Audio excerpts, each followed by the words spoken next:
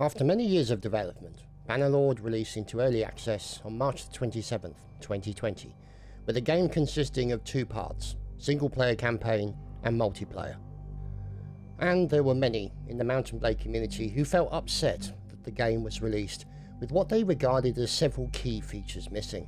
The two biggest ones among them were modding support and dedicated servers that mainly served the multiplayer community.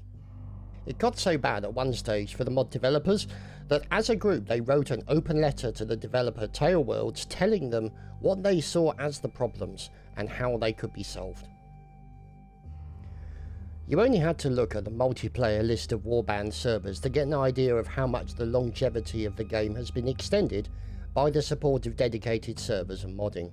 Also, the lack of announcement of the follow-up of the very popular Napoleonic Wars DLC seemed to be an oversight that did not make sense. We also know that they can do standalone servers of a sort when Tailworlds provided them for some big name events, so technically we know it can be done.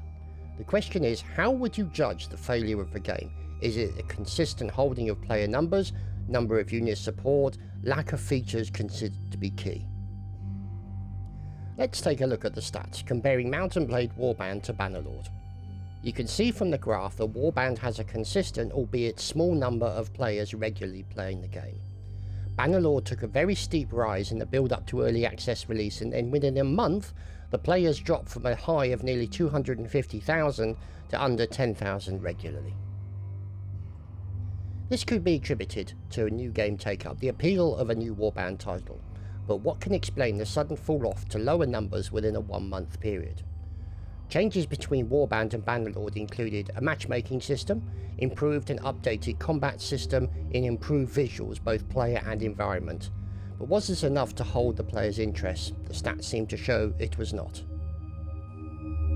Looking through the lifetime stats of Warband show that its numbers have been consistent throughout its lifetime. So, this leaves the question to be asked of the developers and their plans for the game. Why has there been no release of dedicated servers nearly 2 years into early access? Why were the modding tools not available on release? Granted, they have improved over the last 2 years, but it has been said by those within the modding community that a fully fleshed out mods will take up to 4 years to complete because all the tools have not been available. Do all these parameters taken into account mean that Bannerlord has been a failure of a game thus far? I would say in its current state, yes.